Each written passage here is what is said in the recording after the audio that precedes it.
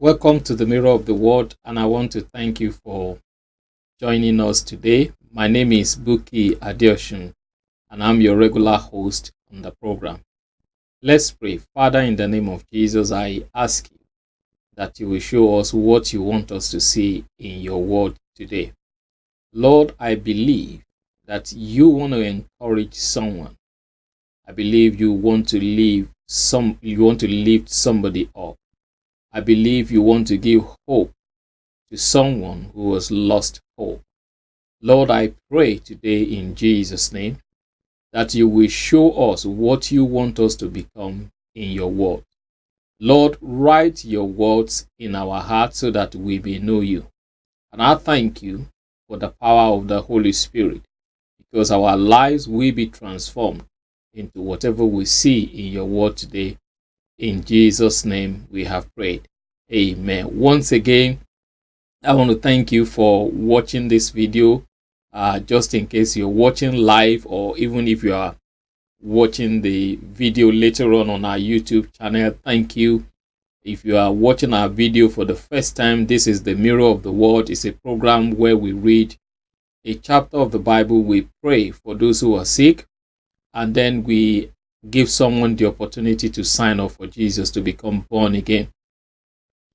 We do this every day, 9 p.m. So we are live on Facebook and on YouTube.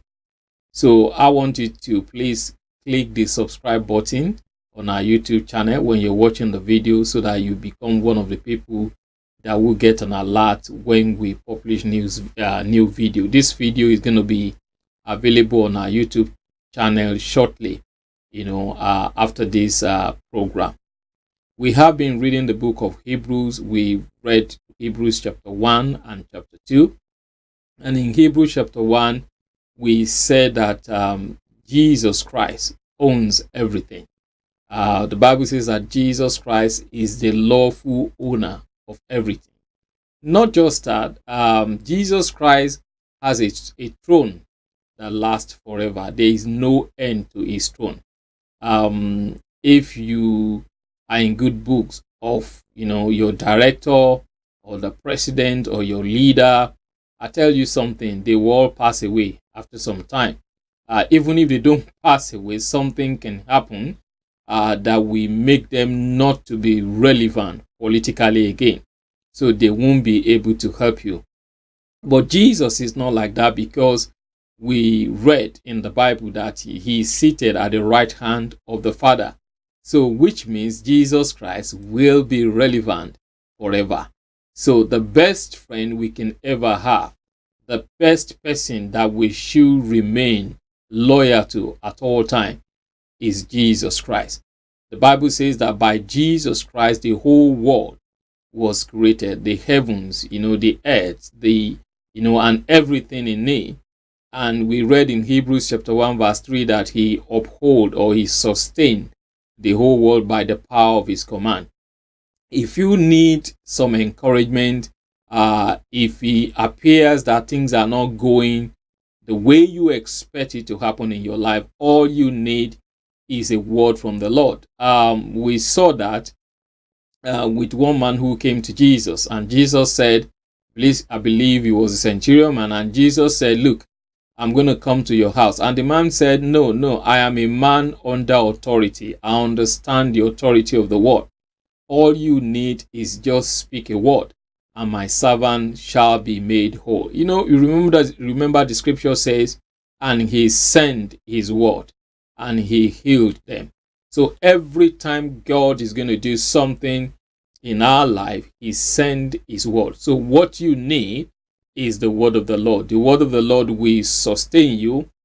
The word of the Lord will uphold you. All the miracles that Moses did in the land of Egypt came via a word. God will just tell him, speak, say this, and something will happen. We read in Hebrews chapter 2 that we have received a great salvation. That was the way it was put. And that we do well by keeping this salvation. And then we went on to read Philippians chapter 2, where we said it's important for us to work out our salvation. And we define what that means. Working out your salvation does not mean you are working for your salvation. The scripture didn't say, thank you, Lord, work for your salvation. I think that's where the confusion is. It says work it out. It's like somebody going to the gym, and most men, or even all men, have six packs built in them. But if you don't go to the gym regularly to work it out, what you are going to have is a pot belly. So it's the same way. As a Christian, you've got some gifts in you. You have some fruit in you. Paul was writing to Timothy, and he said that there is something that is in your grandmother Louise, which is also in your mother Eunice, and which is also in you, that unfeigned faith.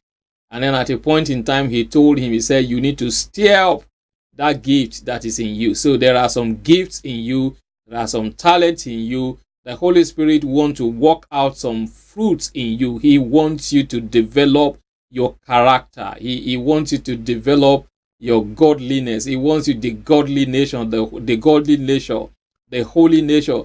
The Holy Spirit wants you to be filled with joy when there is no need to be happy. The Holy Spirit wants you to have peace when there is trouble all around you and everyone is panicking. Then you have the peace, because Jesus Christ said, my peace I give unto you, not as the world give unto you. So that's what we read in Hebrews chapter 1 and chapter 2. And today we're going to be reading Hebrews chapter 3. So I want to invite you to join me as we read Hebrews chapter 3. And I want you to please do me a favor, whatever minister to you from Hebrews chapter 3, I want you to post it as a comment at the bottom of this video. I am going to be reading from the easy to read version of the Bible. So my brothers and sisters, those chosen by God to be holy, to be his holy people, think about Jesus. He is the one we believe God sent to save us and to be our high priest.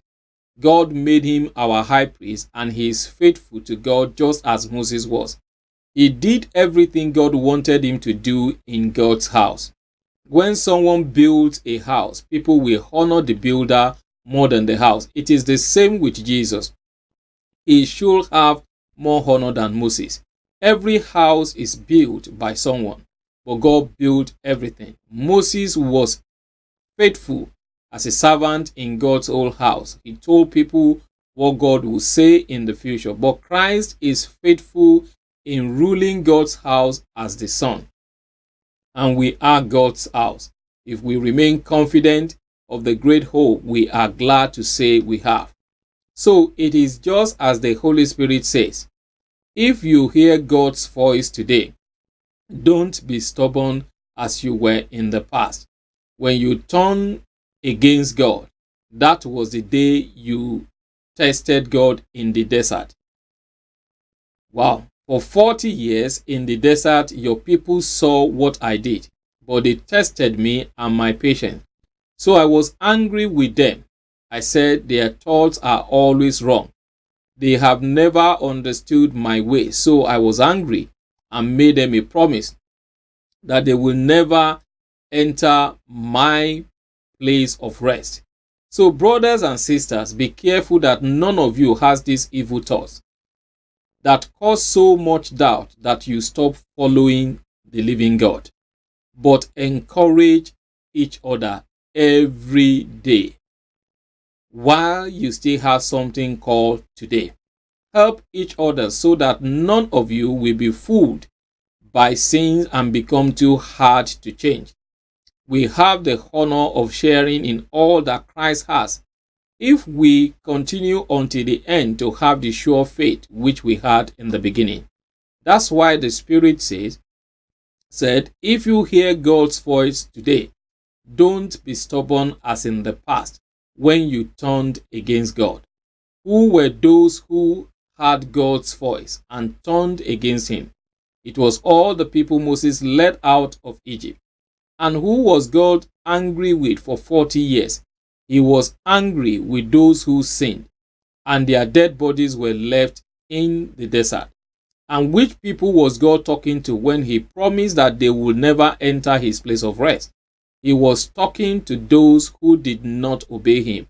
So we see that they were not allowed to enter and have God's rest because they did not believe. Praise the Lord. There are a couple of things that I want us to see in the scripture today. We have captioned this, don't lose your courage.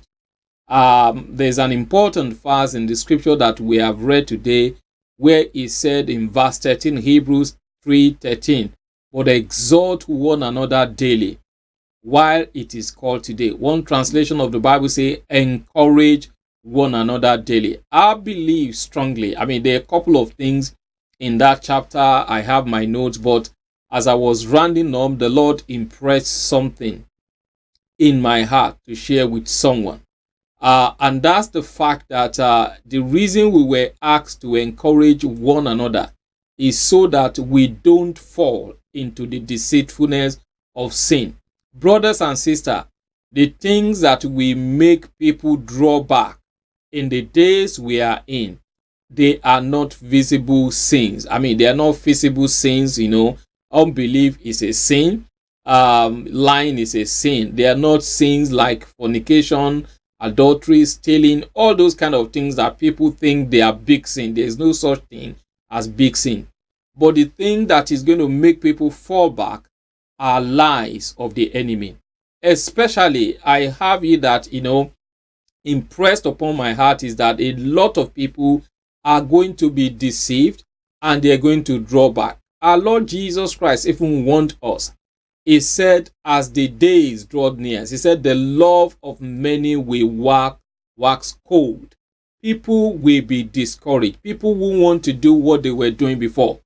I believe strongly that one of the end time weapons, the weapon the enemy will use to attack people, is the spirit of discouragement. Why I believe so strongly? Everyone is discouraging one another. The news that you are hearing is discouraging you.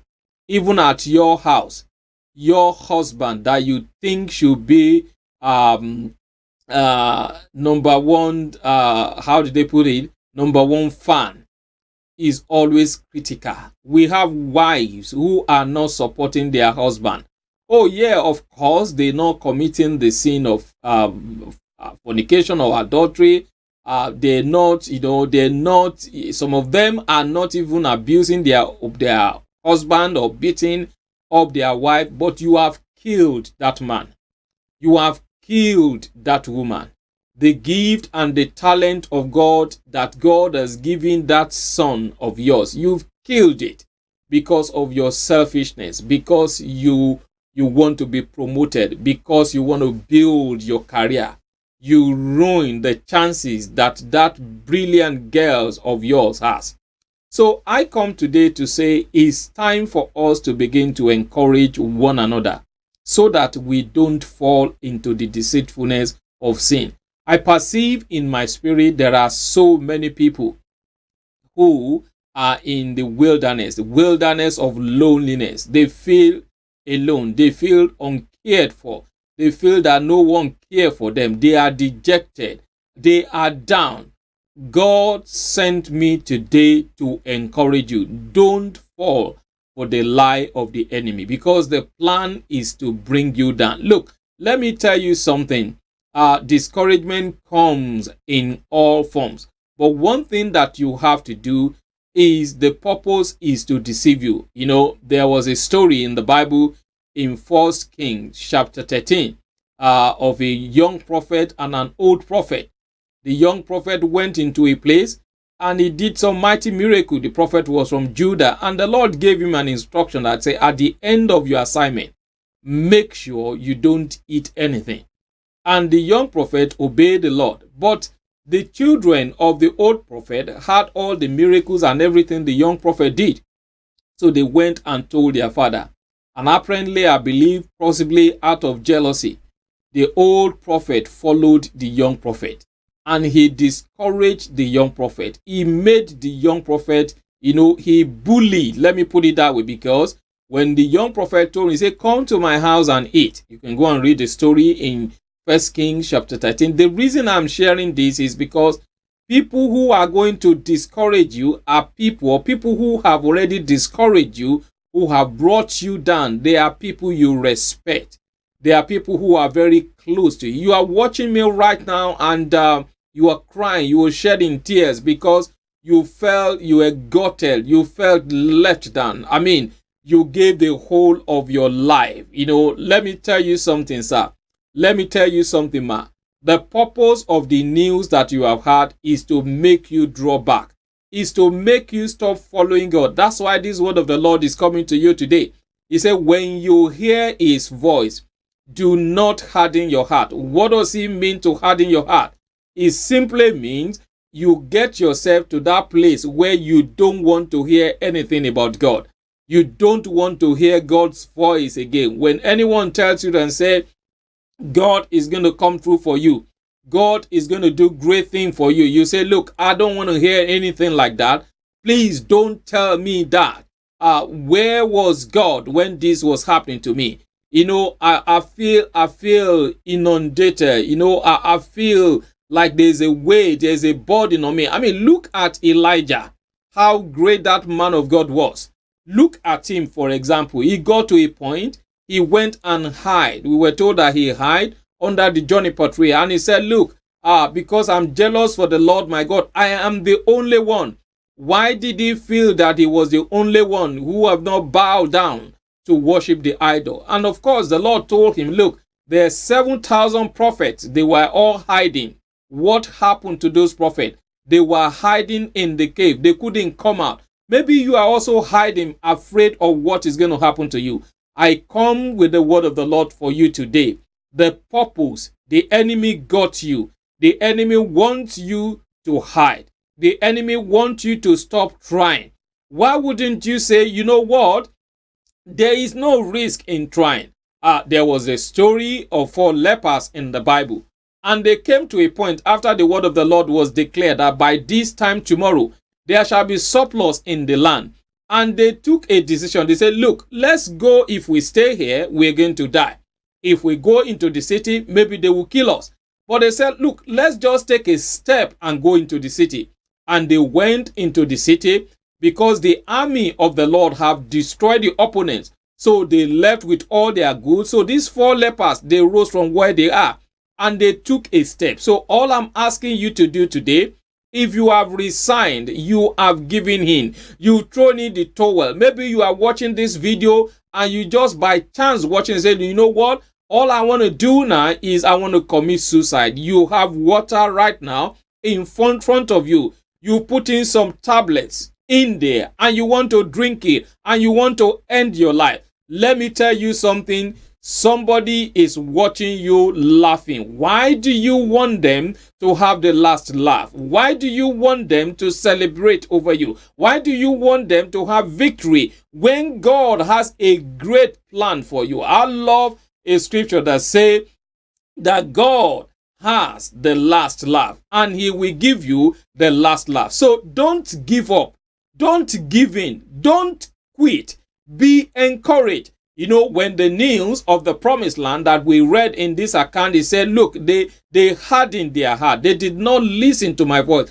It says that they stopped following God. What happened? They went into the land. I mean, it's amazing to me that some of us, what discouraged us is not even something we had directly. You were discouraged because somebody had something from somebody and they came to tell you, and because of what you had, you were discouraged. The elders, 12 of them went to see the land. 10 of them came back with evil report. Can you imagine? And we were told people broke down. They started crying. And they said to themselves, oh my God, we are not able to defeat them. The land is good. Oh, it's like you are saying to me, I know I can get a house, but I don't have a deposit. God is not asking you for a deposit. And who said that the only way through which you can get a house is by you having the rent or the deposit? God works in wondrous way. Get me right. I'm not psyching you up. I am not trying to do motivational teaching. No, that's not what I am doing. But I am saying to you that if it is the same God that we serve, the God that make ways in the middle of the Red Sea, the one that is called the way maker, I believe that if you don't quit, I believe that if you don't give up, I believe that if you hearken to his voice today and say, Lord, I am down, I cannot go any other way apart from down. Lord, I look up to you to lift me up. The Lord will come through for you in the mighty name of Jesus. You remember what the woman with the issue of blood, you remember what she did? The Bible says that after she has spent, Mark chapter 5, all that she had, this woman spent everything that she had. You know, what am I doing? He said, Brother Buki, what are you doing? We are reading Hebrews chapter 3. Yes, I know. But the word of the Lord, they say, let us encourage one another while it is today. Look, let me encourage you, sir. Let me encourage you, ma. When you want to criticize someone, as a matter of fact, look for something good first. Let me give you some rules about feedback. The rule of feedback is that before you find a fault in someone, try to look for some good thing. You know, I don't have the time. I will have shared the story of a man in a village that they said at the funeral of everyone, this man will have something good to say about everyone that died. So there was this terrible man, very wicked man that died, and everybody was waiting. What is this man going to say about this week? Because we all know this is a terrible man, this is a wicked person.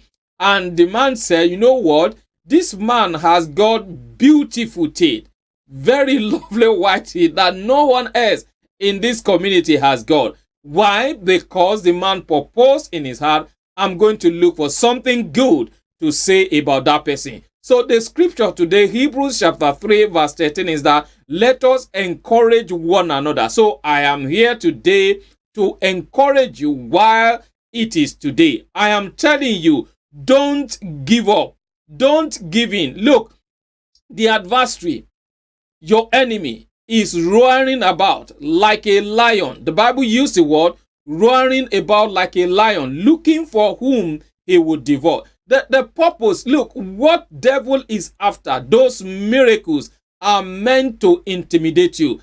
Those signs that you are seeing are meant to put you there to say, you are not anointed, you cannot do it. Don't even look at the size of your congregation. I believe it was the pastor of John Wesley.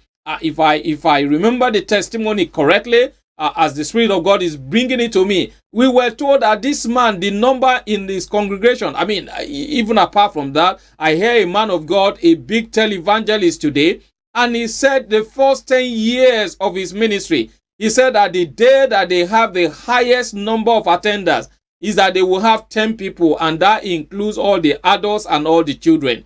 But today, thousands attend his conference. He didn't even have a church. So, but thousands of people are doing his online courses program. Look, let me tell you something. What you don't know, sir, what you don't know, ma, is that every successful person have a history of failure. Every successful person. Okay? Why don't you be like Thomas Edison? Why don't you say, okay, if you fail, I've learned one way of not producing light. I've learned one way of not doing things that way.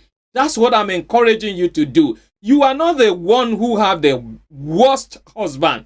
Oh, some other people's husband, they are more terrible. You are not going to be the first to have the worst wife. Some other people's wives are more terrible. I mean, I heard the story of Apostle Ayo Babalola, that every time this man, he was cancelled and he was told not to marry his wife. I mean, it was story. I'm not there. I don't know. But there's something I want to point out was the fact that the woman was more or less like a pain. They said every time this man wants to go and pray, the woman will be standing in the way. But that didn't stop his ministry.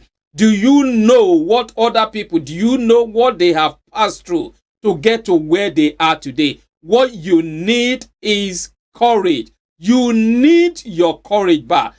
David went out and the enemies attacked them.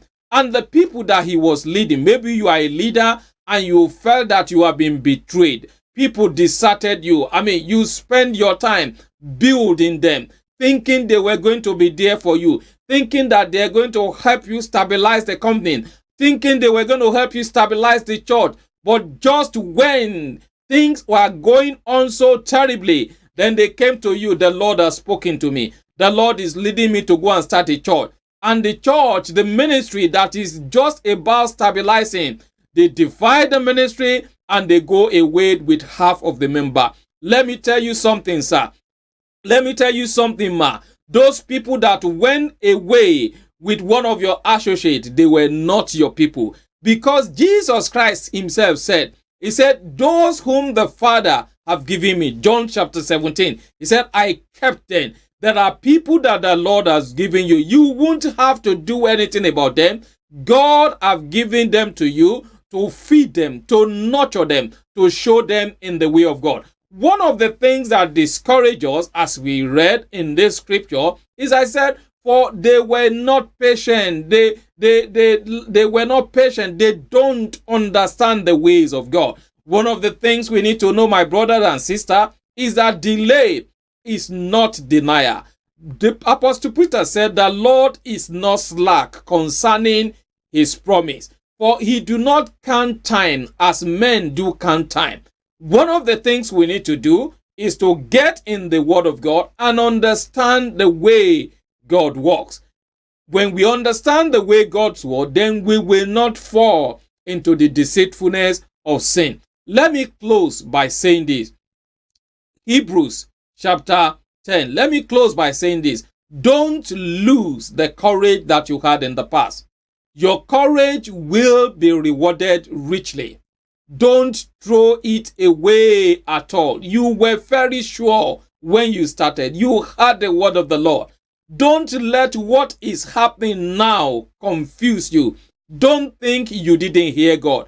Don't think God didn't speak. If you were not sure, go back to God and he will give you another word. He will encourage you. He will lift you up. Cast not away, therefore, your confidence, sir. Don't cast away your confidence, ma. He has great recompense of reward. All you need is patience, so that after you have done the will of God, you might receive the promise. Verse 38 of that scripture say, now the just shall live by faith. But if any man draws back, my soul shall have no pleasure in him. We are not quitters who lose out. Oh no, we'll stay with it and survive, trusting all the way. Are you going to join me today? Are you ready? Are you saying, Brother Buki, based on this word that I have today, I am not going to give up. No, I'm not going to allow the people to have the last laugh. As far as this matter is concerned, I am an overcomer. Victory is sure for me. I will not give up. I will not faint. I will walk by faith and I will not walk by sight. In the mighty name of Jesus, I come with the word of the Lord to you today, that the sickness is not unto death. The Lord will raise you up. The Lord will strengthen you, and the Lord will give you quick recovery in the mighty name of Jesus. If you are sick, let's receive the word of the Lord together. Father, I thank you, because your word says that the woman said, if I may but touch the hem of his garment, I shall be made whole. Lord, we choose to touch you. Lord, on behalf of these, your precious people who are about to give up. Oh, lake posoka pashanta kaya. Garo stande ke labakaka sante kele. Amanga lakeke sukoporaka santa yaka lakasu. Inangrante kaya lakasu gepa. Lord, as they wait on you today, let strength rise up from within. Thank you, Lord. Oh, thank you, Lord. Manga shakaku laga shakaga luka kashanga labakaka sakada. Let strength rise up from within them. Lord, let their hope be renewed in the name of Jesus. Agale kaboko sante, igalo koso kakala koko santa, lakia mokokoria. I command dead cell to be replaced. I command dead organ to be replaced in the name of Jesus. Things that were not working before, we begin to walk in the mighty name of Jesus. Lord, I thank you for all these miracles. I give you praise. In Jesus' name we pray. Now, what I didn't tell you was the message that I just gave you came by the power of the Holy Ghost. I needed that message myself. I didn't feel like it as I was about to go on to do this program, but the Lord has strengthened me. I can feel courage rising up within me. I can feel the strength of God. I can feel the power of God. I have fresh hope. I am ready to take anything that comes against me. And I want you to go for it. Go for it. Go for it. Try another time. Take another step. Because victory is yours in the mighty name of Jesus. If you don't know Jesus Christ, or maybe you backslided and you were once very committed, active in the church, because of what has happened, and you backslided. Look, let me tell you something. The purpose of the devil is that devil know that you are a threat to his kingdom, and you know it. You are watching this program, you know that when you take praise and worship, you know that the atmosphere change. Why did you let people talk you out of your ministry, of your assignment? If they don't want you in that church, just tell God, say, Lord, here I am ready to serve. Wherever you lead me, I will go. I just want to be a blessing to your body. So don't let anybody talk you out of your ministry. I want you to come back to Jesus today. I want you to rededicate your life. And if you don't know Jesus, hey friends, I don't know how you are going to do it. The Bible simply said that everything was created by him, and he put everything together. What is that storm in your life today? The word of the Lord will calm the storm. He spoke to the wind, and the wind calmed down. He can do the same thing for you. I want you to accept Jesus Christ as your Lord and Savior. I want you to know him. I want you to have that experience of knowing God, calling him your Father. If you want to do that, I want you to say these prayers after me. Say, Lord Jesus, I confess that I am a sinner. I repent of my sins today. I believe you died for me so I can have eternal life. I ask you to come into my heart. Be my Lord and Savior. In Jesus' name, amen and amen. Now, if you have said that prayer, I want you to do me a favor. I want you to get in touch with me. Send me an email. And what I want you to do is that if you get in touch with by email or text message, you see address at the bottom of the screen. We're going to send you some material. I want you to do one more thing. Find a local church that you can be part of. They're waiting for you. God is going to lead you to a pastor that will feed you with his word. A pastor that will take care of you. If you ask him, the Lord will lead you. Say, how do you know? Because the Lord did the same thing for me. The Lord led me to a place of worship. So he has done it over and over again. And if he has done it for me, I know he will do it for you. If you want to be part of our fellowship, the Lord is leading you to be part of our fellowship. We do online programs, 9 p.m. almost every day. On Tuesday, we have prayer meeting. And on Friday, we have Bible study. We're doing a study on the tabernacle. I want to invite you, your friends and your family, or your enemies, your colleagues, to join us. You can do it under the duvet, anywhere on the bus, anywhere you are. Thank you so much for watching this video. May God himself, the God who makes everything holy and whole, make you holy and whole, put you together, spirit, soul, and body, and keep you fit for the coming of our Master Jesus Christ. The one who called you is completely dependable. If he said it, he will do it. Please don't forget. Don't quit. You are a winner. Until I come your way with a fresh edition of the Mirror of the World. God bless you. Bye, and have a wonderful evening, day, or morning.